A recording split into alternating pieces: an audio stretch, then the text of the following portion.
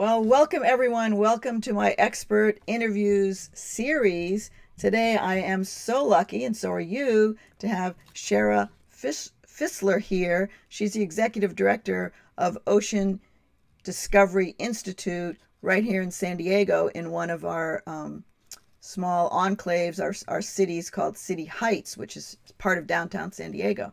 And she's going to be here today and tell us about her institute, how it got started, how it helps the community, and the education of students within the community. This is her website, which I'm showing you here, Ocean Discovery Institute. And she has great programs for the school systems within City Heights and soon to be expanded in multiple areas. So I'm going to bring her on screen for you in just 1 minute. Let's see.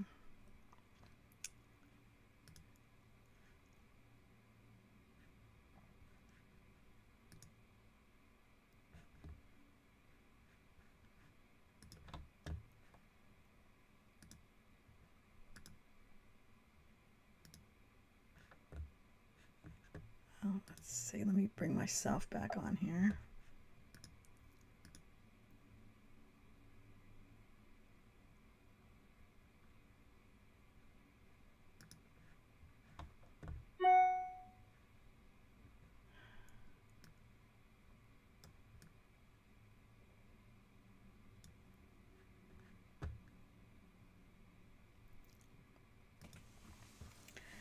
Well, welcome, Shara. Welcome. Thanks for coming on today with us. This is Shara Fisler, everyone, and she works at the Ocean Discovery Institute. She's actually the executive director of the institute, and that's in the City Heights area of San Diego. She's going to tell us more about her institute and how it serves the students in her area. So, welcome, Shara. Thanks for coming. Thanks so much for having me. Excellent, excellent. So tell us more about the Ocean Discovery Institute, why and how it was founded, and then a little bit about its location and mission. And I know you brought some slides for us to see today, so we'll be happy to look at those as well. Yes, so I am very happy and honored to actually be the founder of the organization and to still be here in the role of executive director. I started the organization about 20 years ago, and really with the purpose of engaging young people with the ocean and utilizing the ocean sciences as a tool so that they could go on to become science and conservation leaders. And we particularly exist for the purpose of working with those young people from our most underserved communities. So our greatest untapped talent pool, the students that may not be getting exposure to science and conservation, and particularly ocean science, and giving them that not only exposure to the sciences themselves, but also to the mentoring that they'll need and to the tools to help them overcome the challenges as they progress on their pathway from very young people into people that we believe will become science and conservation leaders. Excellent, excellent. I think it's just a great program. And tell us a little bit about when you started it, and right now the biggest thing is you guys are building a big building so that people will be even more aware of the work you're doing in the community. Yeah, so since we started 20 years ago, we now today serve about 4,000 students a year. And as you mentioned, in the very specific community of City Heights. We call this neighborhood our school shed, where the kids all flow into one high school in that City Heights area. Of course, making that sort of akin to our watersheds, where kids, obviously our streams flow into rivers and flow into the ocean. Our students flow into elementary schools and middle schools, and then into a central high school in the City Heights community. And so we reach 4,000 children a year in this community. And we realize that we need to reach more. There are actually 10,000 students who are eagerly awaiting opportunities in this community. And in order to reach them, we decided it was really important to be located in the heart of this community and to have a building that really set the expectations that our young people have already shown they deserve. And so we began about 10 years ago with this vision. Takes a long time, of course, to Mm-hmm. for a small organization like ours to conceptualize, raise the funds, and then go through the process of construction. But we're about there, and we are building a living lab in this community, and we are looking forward to it opening later this year. And when Mm-hmm. it does, we will be located in the heart of the community of City Heights, and we will be able to expand our programs to reach more students until ultimately we reach all 10,000 young people. And we'll be able Wow. to, yes, provide higher quality programs by being in the community, by being able to reach parents more closely, and by being able to reach children more frequently. Excellent. That's bringing the science right to them. And you have the labs. And do they ever take field trips over to the ocean as well? Absolutely. A critical part of our programs are both meeting the kids where they're at, which is, in City Heights, in the schools, outside of school, after school, but also bringing them to field sites in their own community where they can make a difference environmentally. For example, in City Heights, we have a lot of canyons Oh that bisect yeah. our neighborhoods. Yes. And these canyons are often really degraded places where you see significant environmental problems, which of course ultimately have a huge impact on our coasts. Mm-hmm. As trash and runoff, Runoff. Mm-hmm. yes, reach the coast. Also, though, these places of degradation often are social degradation. They're places where you see crime. They provide hidden areas where you might, have invasive plants growing up that create hidden areas for illegal activity to occur. And so Mm-hmm. having young people and their families really working to restore these canyons is just one of the ways that they can see that they can make a difference in their environment and ultimately protect our coasts. But then, of course, we also make sure that it's a priority to bring these young people to our coast. So Mm-hmm. we work with students of all ages, but many times, especially in the earlier grades, it's the first time that they've seen the ocean when they come on one of our field trips. Wow. And they're There's so close. it's so close. It's only 20 minutes away by car.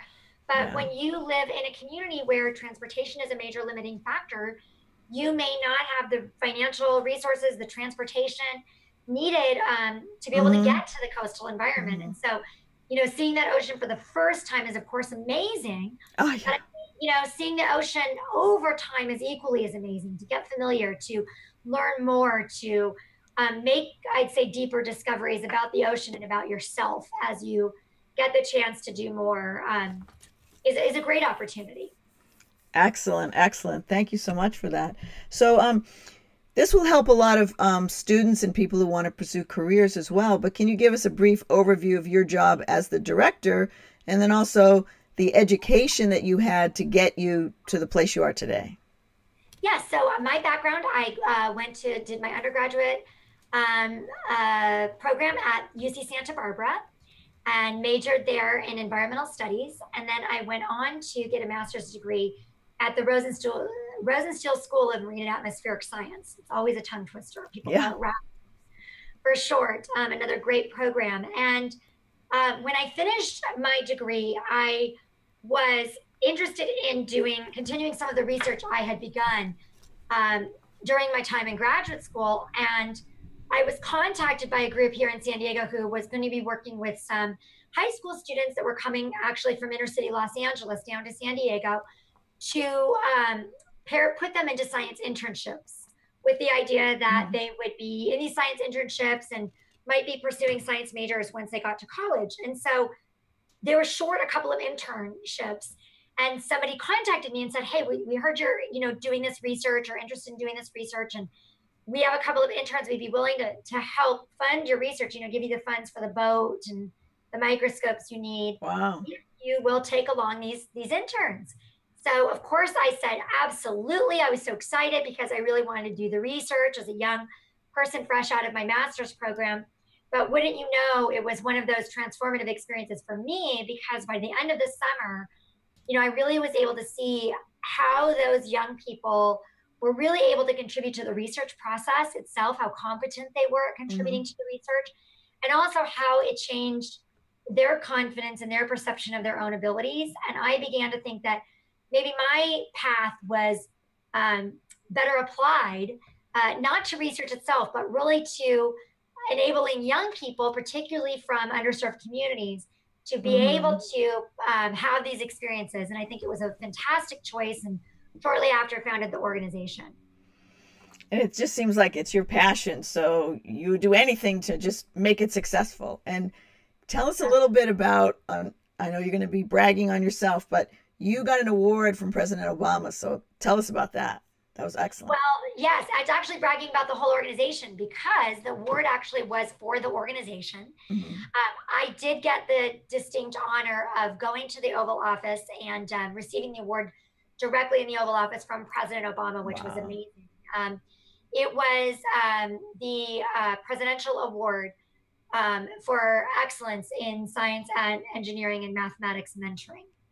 And that was really a direct reflection of our students' accomplishments. We have Hmm. had our students go on to graduate not only high school but college in record numbers to achieve um, degrees in science, technology, engineering, math, and environmental fields at record degrees, and also to go on to pursue these paths in their career. So we have many students who've gone on to a wide array of careers, whether that be, we have a student, for example, getting her PhD looking for ways to address climate change. We have Hmm. other students who are in the, more in the marine science conservation field, like she is. Others who are more in the biotech world. Some of them who started doing genetic sequencing of dolphins, but are now looking for ways to cure cancer. I mean, Wow. so or diabetes. So really, all over the board, aerospace engineers, environmental consultants, and then even those who aren't directly in the fields of science and conservation, but are maybe working for an elected official or in other capacities where their passion and dedication around science and conservation really makes them a leader in their fields and Hmm. really having knowledge that they need. And so their accomplishments really are why we received that award. And also why I think when you spoke about my passion, why I continue to have the passion after that I do after 20 years is seeing those students and their accomplishments that are coming to fruition. Right. And their accomplishments are going on to inform policy because they're working for someone in the government or someone who's forming those policies and they have the knowledge to contribute to that. Absolutely. So that's just seeing that ripple effect of everything you're doing going out from there. There was one other award I saw that you had received. It's the KPBS with the Women's of San Diego Yes, award. I also received the KPBS Local Hero Award and the CNN Hero Award, which Wow. were two amazing awards to again receive and have recognition around. And of course, these awards are just fantastic recognition of myself and our team's efforts and our student accomplishments, but they also are wonderful because they help bring attention to the organization, just like this Mm-hmm. interview today. Mm-hmm. The more people who know about the work that we're doing, the more people who are likely to get involved, whether that be as a volunteer, as a financial contributor, as a student, or Mm-hmm. as a young person maybe starting off their career, coming in and enrolling in a fellowship. So the more people who know about the work that we're doing, the more we can do that work. That's excellent. And I saw recently on your site that you're bringing in sort of a scientist in residence to interact with the students because a lot of Yes. students in middle school never meet another scientist. So tell us a little bit about that program. Yeah, I'm really glad you asked about that. That program is really something that we're really passionate about and excited about its expansion right now. So, about 15 years ago, we started a residency program for um, one aspect of our program that takes place down in Baja California. So each summer, in fact, we're getting ready to leave shortly. I've got a crew that leaves here on Monday. Wow. Summer, we have a team of students and staff and scientists that head down to Baja California, where they spend a month living and working on the Gulf of California and conducting research. Mm. And so, students, high school students, their college age mentors, recent college graduates, and then professional scientists go down for the summer and conduct research. And we have a scientist in residence program that brings about 20 different scientists each summer down to Baja California Wow. to this facility. Yes, and it's extraordinary. And we saw the impact that these scientists have on our students, working alongside our students in the capacity of research, but also sitting down and having a meal, having Mm-hmm. lunch and talking about their discoveries or making a joke or, building that rapport. And that is really what enables our students to see themselves as scientists. So whether it's in early grades where we want to make sure our students are seeing scientists, and especially Mm-hmm. scientists who might reflect what they look like in some way, whether that's the ethnic background or gender. Um, but getting them in front of scientists really changes the mindset of Yes. our students and makes them believe that a scientist is someone that they might be in the future. Right. Many of our students don't even know that a science career even is a career path. They know that teachers exist, they know that firefighters exist, but they've literally never even heard of a scientist existing. Mm-hmm. Certainly not somebody who studies marine biology, which is like the coolest thing ever, right? And certainly they don't envision themselves as such. So we realized how important that was. So when we began to conceptualize the designs for the building in City Heights for the Living Lab, we said, one of the things that's most important is this relationship that our students have with the scientists. And Mm-hmm. so we said, and this was an idea that came out of working with our students, what's most important? Why is the Baja program so successful in the facility down there? Well, having this interaction. And so we actually built a physical residence that a scientist can move into on our premises. It is detached. It's a detached small facility, but connected to the larger living lab. So it's great. It's like almost like you're staying in a little, embassy suites or something, but way cooler because it's got, carpet made out of recycled fishing net and, artwork, made by our students and all kinds of exciting things. And it's right there in the heart of City Heights. And so we actually launched the program and had our first scientist from NOAA, Jasmine John, come out here. And she is a climate modeler, and she came to do the first residency. And so even though we're not fully in the building yet, she was able to come out and participate in her residency, and we were able to have her live on site and start that experience. And so she really launched it. She was an incredible role model, originally from Trinidad Tobago, a female, was just a fantastic role model for our students, and I think a great way to kick it off. And yes, it's a program we continue to recruit for. So if scientists or conservation leaders are watching this and they have interest in either a residency in Baja, which can be shorter, or a longer term residency in San Diego, we would welcome you to please explore our site, call us with questions, because this is a really important part of what we're doing here. Excellent, excellent. If you guys want to check her website, there's a video of the first scientist as she's kind of walking through her facility. She's short like me, and she's like, I need a stool to get to the top.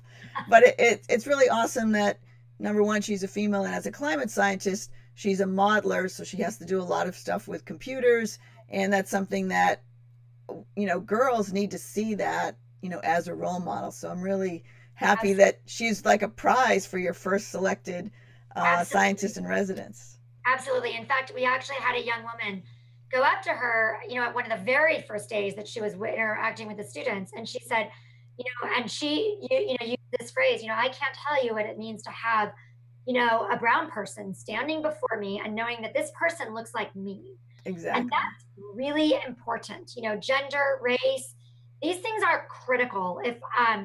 Because we see that this community is really our untapped talent pool. We're not inviting kids from these demographics to participate in these fields. We're really, by not inviting, we're really excluding. And so It's really not a wonder that we don't see diversity in these fields. We don't see diversity because we are not providing the opportunities for students to participate, and we are not providing the role models that demonstrate to these young people that they can be part of this community and are included in this community. And so people like Jasmine are really important to do that. Our student graduates are another great cohort that are now doing that. So when you walk into our building, you'll see on screens, not, very cool scientists that maybe are doing wonderful things out there in the world, like, I don't know, somebody who I was just thinking about is someone I love is like Carl Safina. I mean, he's awesome, right? But you won't necessarily see Carl Safina or Sylvia Earle on our walls. Who you will see are our student graduates off doing this thing. And you'll see when you walk in that building that, students like me who graduated from this school, who went who grew up from City Heights, who are Latina, who are African American, who are African refugees. Mhm. Students like me are doing this, and I think that's really, really important. I absolutely agree. The role model that I had, I went to a women's college on the East Coast, and the faculty were half women and half men.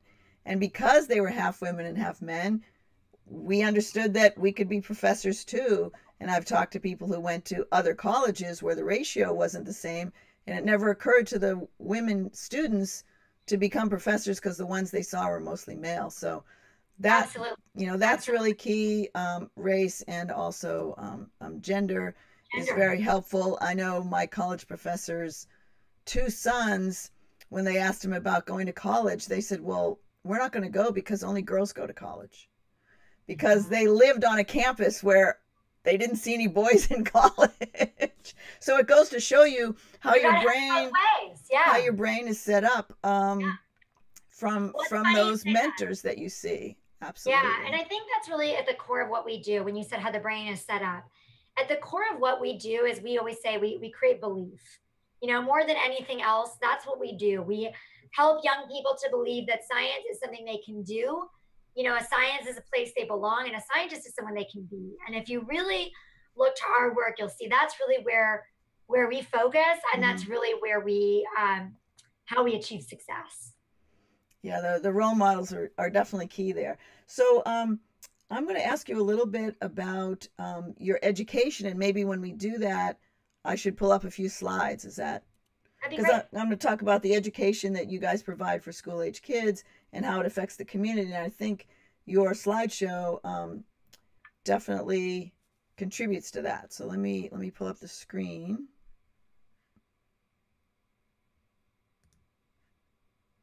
and let me start on the right page.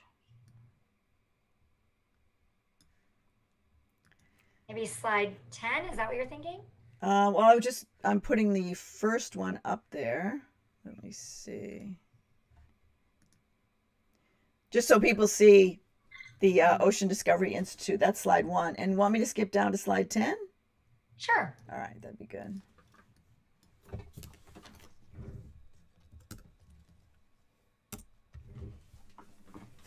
All right, we have 10 up on the screen. The ocean as our platform. I love that concept.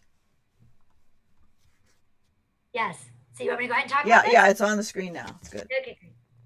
Yeah, so we use really, ocean science as our platform. So, um, again, our mission is really about young lives transformed through science. But how do we do that? Well, we provide young people with the opportunity to really get engaged with ocean science.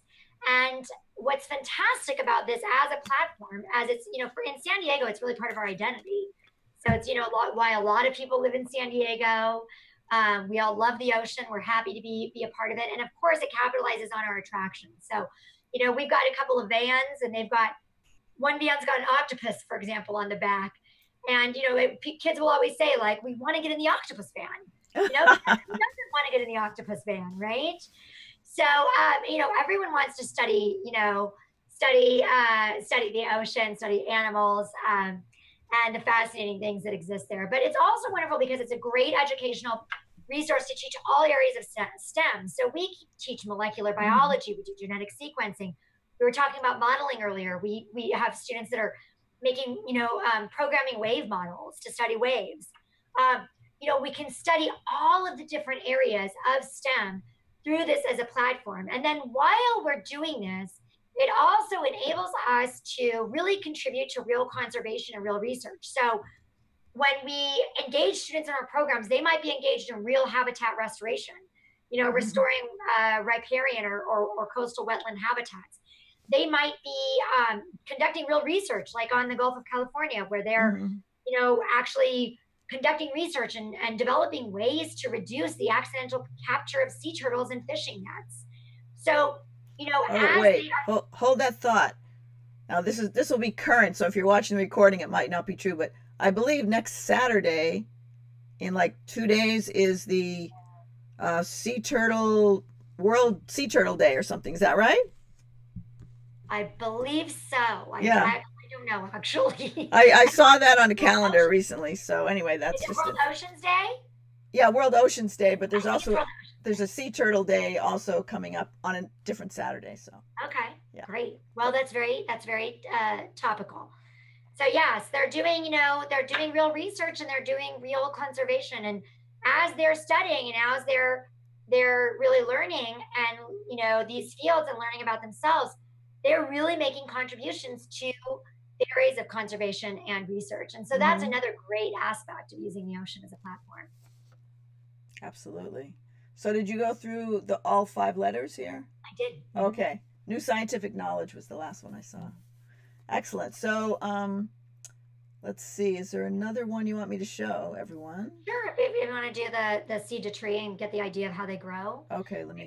Maybe this one and the next one. What do you think? The seed to tree, Seed a tree, that one.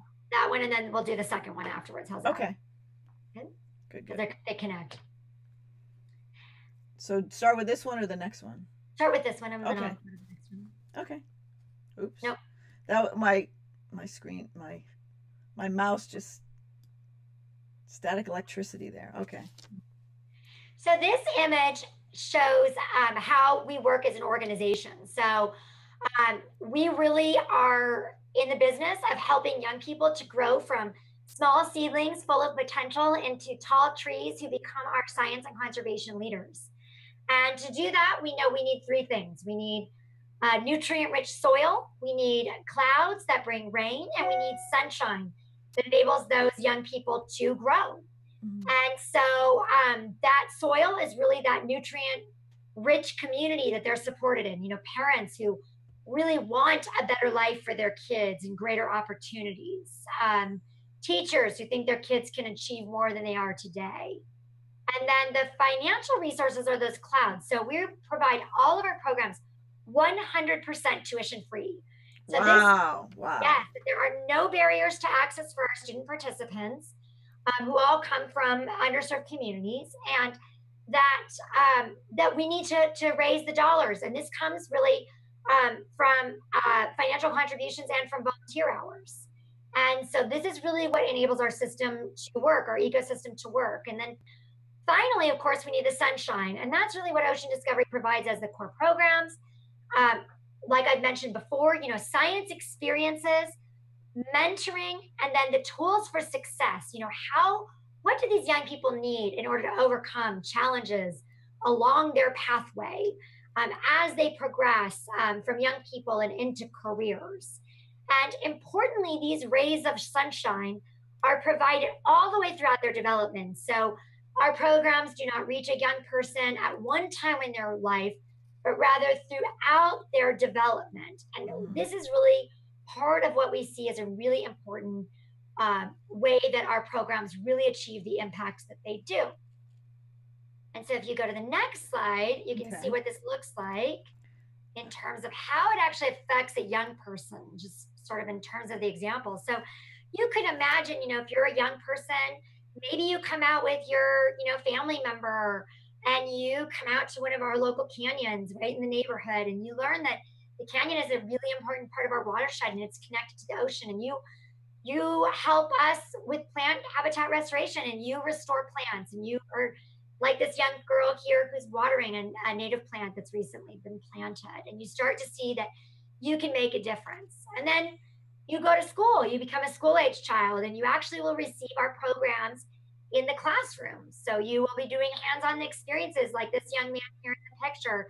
He is in elementary school and he's doing an experiment looking at water, where water comes from, and why those resources are so limited, especially here in California. And then you might get a little bit older, and then you might become part of our more intensive research-based programs, like the two young people that you see here who are down at our field site in Baja California, where they are conducting research and they are really learning the research process, and they're really seeing, I really can do science, and this is a real career path that interests me, and it's something I know I really could be capable of doing. And then finally, they become those trees, our science and conservation leaders.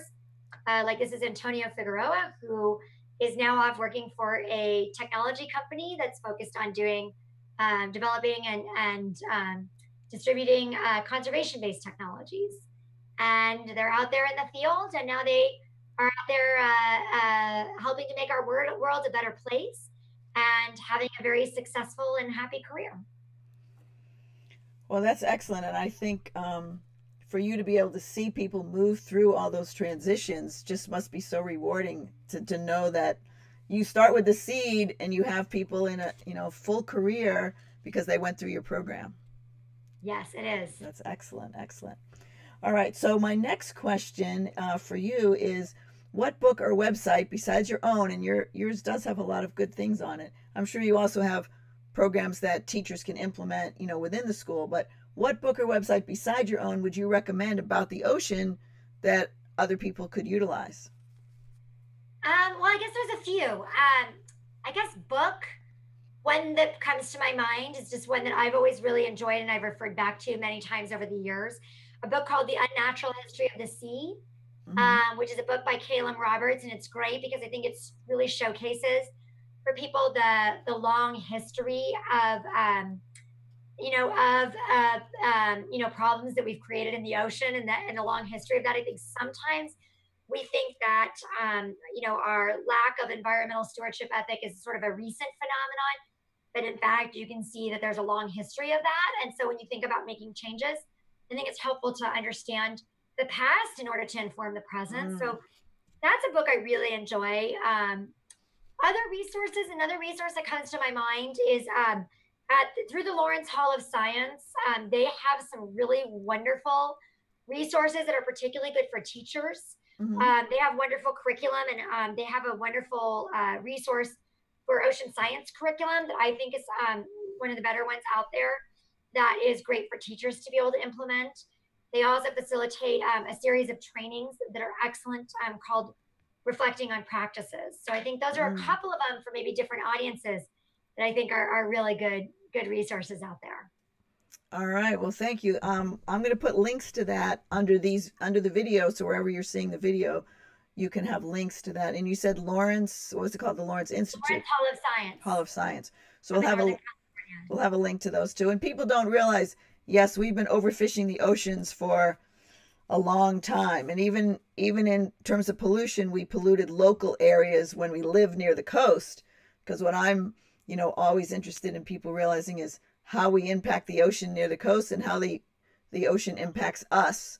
And that's it's the source of our fresh water, even though we don't think about it, through the evaporation off the ocean. So we really need to be good stewards of that resource.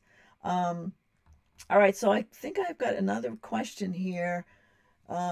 What key issue would you like local citizens in San Diego to know more about?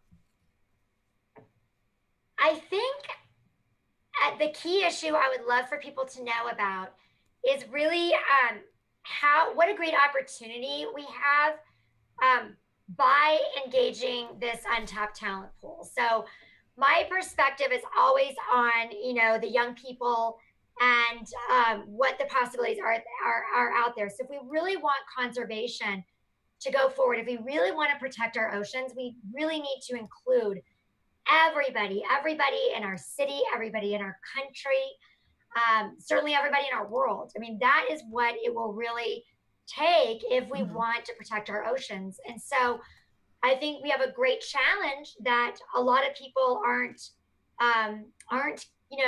being included in ocean science education, aren't getting the opportunities to do that. I don't think it's necessarily intentional, but it needs to be actually intentional to include, which is, I Mm-hmm. think, something that isn't always done. And so I think that's the number one thing I would want people to know is that we have a great opportunity because when we do invite um, people to participate, I think people are excited about participating. I kind of always use that phrase that came out of the movie Field of Dreams many years ago. Mm-hmm. If you build it, they will come. Come. And I love that line because I'm always like, people say, how do you get kids excited about the ocean science? I'm like, we provide it, we provide it and they want to do it. They want to do conservation. Our parents want to help. They want to volunteer. So I think we have a great opportunity in front of us if we take it. Absolutely. Speaking to the choir, of course, how could you not be excited about the ocean? Right? Oh, that's amazing. And kids just gravitate towards it because it's so fascinating for them. Um, and I know that when let me switch over here for a sec. I originally, from my education in biology, I mean, I live near the ocean because I grew up in Boston, and but in my college work, I was working in a freshwater system in freshwater streams. And it basically took 2 weeks of working in a lab with lobsters that I switched my whole major from freshwater to marine. Like, how could I not? I was so excited about it. So I think we're just naturally drawn to the ocean, and things like that just are very easy to attract kids, and kids get excited about it. You see families at the beach and kids are digging through the kelp and looking for animals, and I always run over and help them find things in the kelp, and the parents are like, whoa, I don't know about that. So it's just a really fun place to be and to explore, and it's so different from the environment that we live in on land. So I got Absolutely. one more question for you, and I think I'll bring up your website when we talk about that, and that is, how can um, the public learn more about roles they can play in your institute? I know, you've been using rented offices. Now you're going to have this great facility. What role can the public play? I mean, you could probably name several roles, and then how can they find you? When's the opening going to happen? Things like that. Absolutely. Thanks for asking that question because we do need people involved. And in fact, we need a lot more people involved, as we expand to this new site because there's a lot more work we'll be doing. And so we need many more, volunteers and contributors. So if they go to our site and they go to the Get Involved page, they'll see ways that they can learn more. For example, come out, take a tour. We've got tours every single Thursday, so they can come Okay. out and learn more that way if they're here in San Diego or visiting. Um, and there are other ways listed there. They can contribute, they can give. So, making a donation, we've got a wonderful, obviously there's opportunities to just to make a one-time gift, but we also have a wonderful community called our Visionary Community that give on a monthly basis. Mm. And this community of people are really, really important to the organization because we always say they help us to weather forecast because they're involved and we have these funds that come in on a monthly basis. And that's it becomes a really important source of funding that really supports those programs as we grow into the future. And then finally, volunteering. We have so many volunteer opportunities. And when you go on our site, you'll see that there are really volunteer opportunities for three types of individuals. One is science and conservation professionals. So people who are working professionals in the field, faculty, professionals at, biotech firms and consultants, etc. You'll see that there are opportunities for aspiring science and conservation professionals. So Mm. undergraduate students, graduate students, maybe even high school students. And then you'll see that there's just anybody looking to make a difference. So we have a lot of companies who will come out and participate, or people that participate in a number of different ways. And we have service days. And as soon as we open the building, we have a set number of those that will be open on a very regular basis. So there'll be a lot of different ways that we need people to be involved and that they can participate. So we really look forward to that and hope they'll take a look.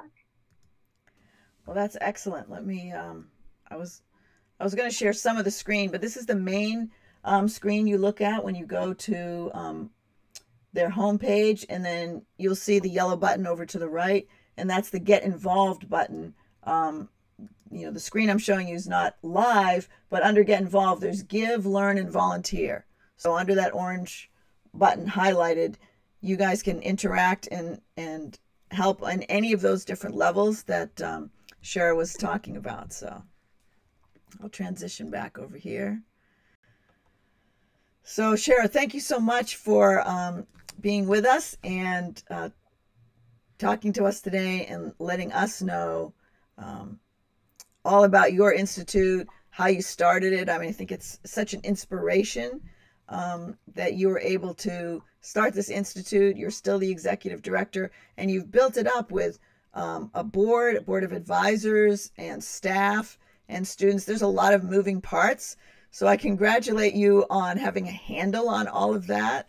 And I'm sure you've developed over the years as an executive director and been able to see amazing progress in what you've done. Well, thank you. And thanks so much for having us on today. You're welcome. Thank you so much. All right. So, everyone, we're going to sign off. I'll show you just one more shot of the website. And let's see, Shara, as I show that, just tell us the exact web domain they can go to. It's oceandiscoveryinstitute.org. Excellent. And I'll also have a link to that so you can just click directly on it. You know, if you're on YouTube or Facebook, it'll be below the video. So thank you so much, Shara, and I appreciate having you here today. Thank you very much. Thank you.